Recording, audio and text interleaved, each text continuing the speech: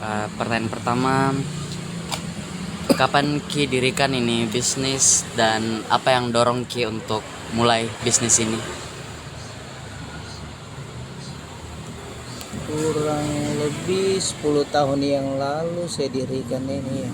Ya, kurang lebih 10 tahun yang lalu, hampir 20-an mungkin.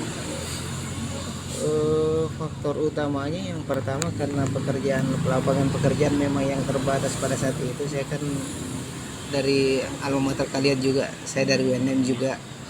Hanya waktu pas saya selesai, hanya saya dari pendidikan ekonomi. Jadi basically saya selain dari basic pendidikan, saya juga berusaha memang. Jadi karena faktor pas selesai kuliah tidak ada kerjaan, ya saya coba berusaha untuk dengan bidang usaha seperti ini.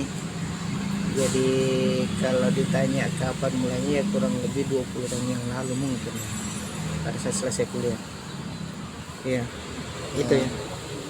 Makasih. Terus bagaimana Ki dapat ide untuk mulai nih bisnis? Apakah ada inspirasi khusus kayak orang lain juga bikin usaha yang sama terus sukses, atau karena memang pada saat itu kita lihat kurang usaha yang seperti ini? Kalau masalah ide sebenarnya tidak juga sih, karena saya hanya melihat peluang saja pada saat itu.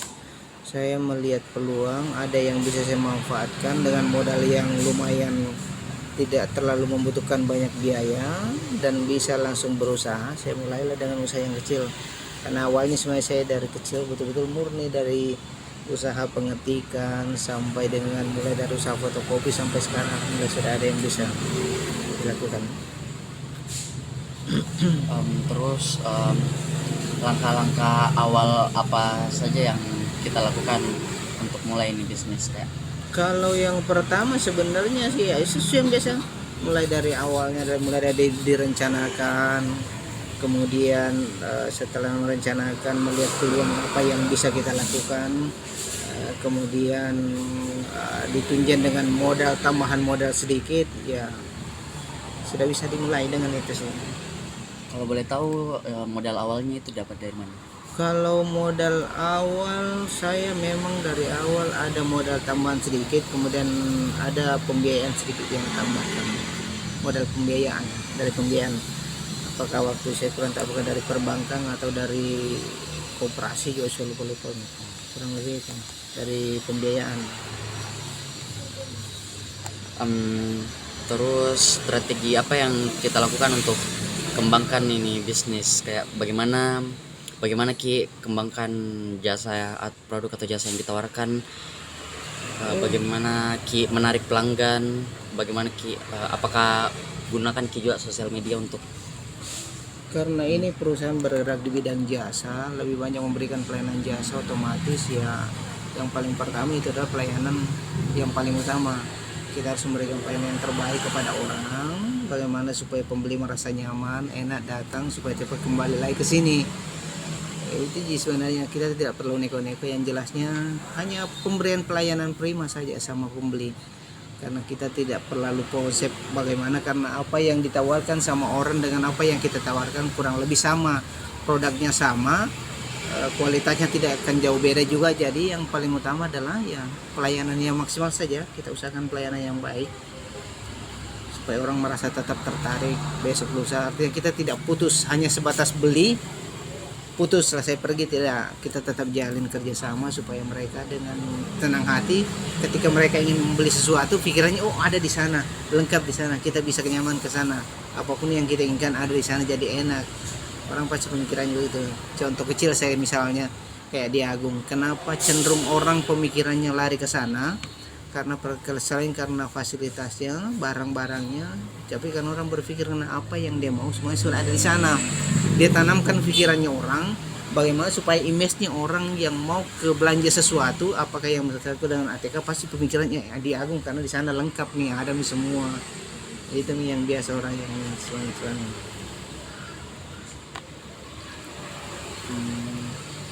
Terus soal tipe pelanggan apakah kebanyakan siswa atau Kalau masyarakat umum? karena kondisinya di sini ya cenderung lebih banyak mahasiswa sebenarnya, karena dalam lingkungan kampus sebagian umum Di satu sisi kan saya memang kerjasama dengan kantor, jadi hampir sama kurang lebih mahasiswa umum sama pelayanan kantor.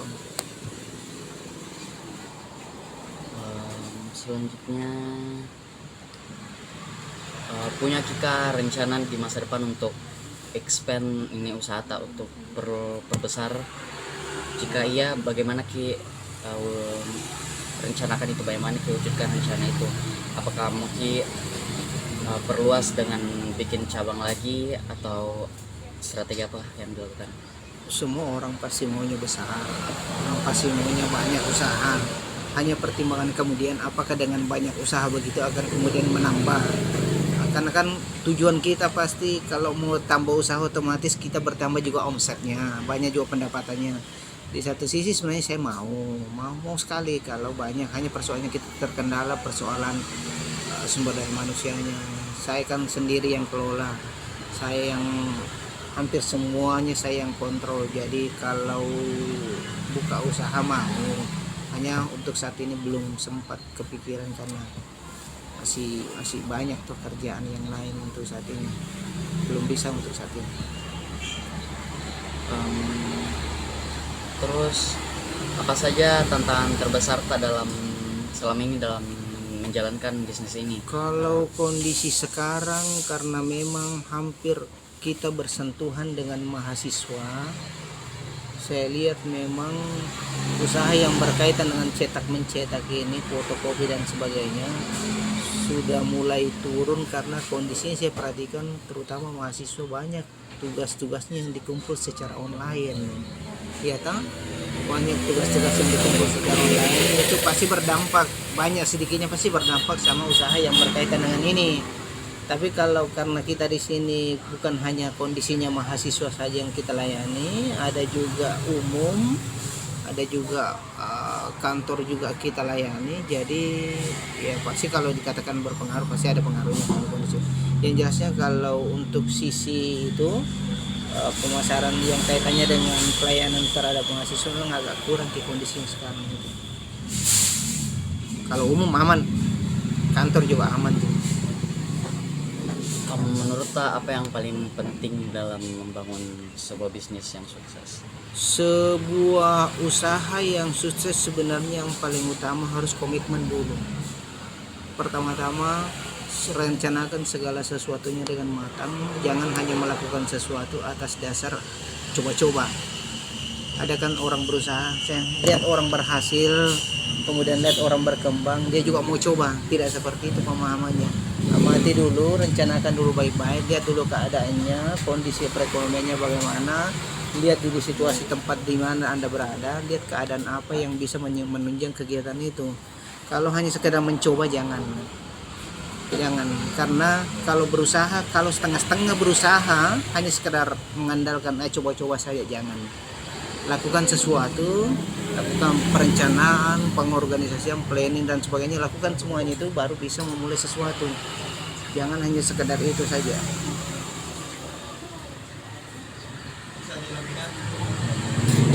Kalau boleh tahu cabangnya usaha ini di mana saja? Untuk saat ini baru 3 deh. Di Baru 3 dekat-dekat sini, ada dalam kampus Unisma 1, ada juga di depan situ 1. Di mana itu? paling ujungnya ini, paling pertama di sebelah kiri. Itu juga. Terus sebagai seseorang yang sudah bangun ini bisnis bertahun-tahun, apakah ada saran tak kepada seseorang yang ingin mulai bisnis sendiri, apa yang hal yang terpenting harus mereka lakukan kalau membangun bisnis sendiri? Kalau untuk generasi muda sekarang, karena kan kondisi sekarang bisnis sebenarnya lebih gampang sekarang. Jangan hanya mengandalkan bisnis yang sifatnya seperti ini yang kelihatan nyata dan sebagainya. Karena kan orang sekarang berbisnis lebih gampang dengan menggunakan media sosial, media-media yang lain, gampang sekarang orang berusaha. Jadi jangan hanya terpaku pada kondisi dengan usaha yang real seperti ini, misalnya jual beli begini, jual beli antara pembeli dan penjual langsung bertemu langsung. Lakukan dengan sesuatu hal seperti yang media sosial, kan banyak yang begitu-begitu. Itu karena itu saya lihat perkembangannya jauh lebih cepat dan jauh lebih berkembang ketimbang usaha yang sifatnya seperti ini. Karena pengembangan kondisinya mungkin sekarang orang lebih gampang karena hampir semua pembelanjaan orang masalah kalau mau sesuatu lebih gampang, lebih praktis dengan melakukan pembelian secara online.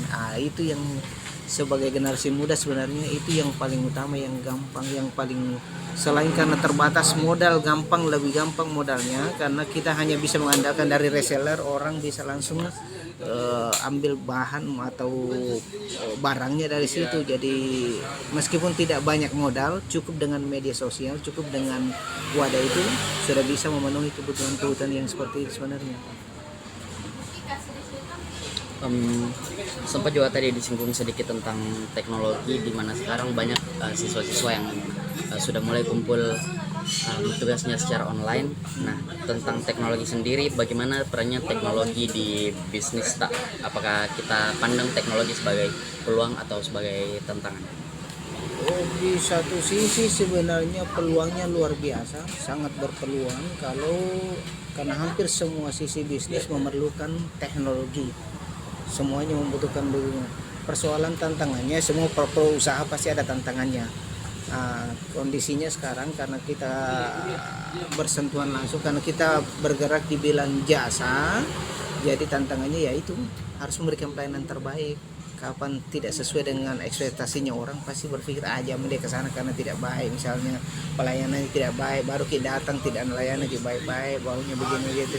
Itu kondisi real memang seperti itu kalau bersentuhan langsung. Tapi kalau bisnis kan tidak, kalau kayak online begitu enak aja, cukup berikan saya pelayanan yang terbaik sama orang, cukup berikan saja. Karena kalau online kayak belanja online itu kan tidak perlu jelaskan sama orang karena deskripsinya sudah jelas semua, apa yang kita mau belanjakan, apa yang kita mau, semua sudah jelas, jadi tidak pusing-pusing orang untuk tawarkan barang karena semuanya sudah ada. Beda kalau belanja begini, karena kita bersentuhan langsung antara orang ke orang, pasti beda karakternya tuh, pasti beda caranya, penyampaiannya pasti beda, cara bicara ketika misalnya berhadapan dengan orang ini, berhadapan dengan orang ini, itu pasti beda-beda toh. Jadi ya begitu saja. Terima kasih.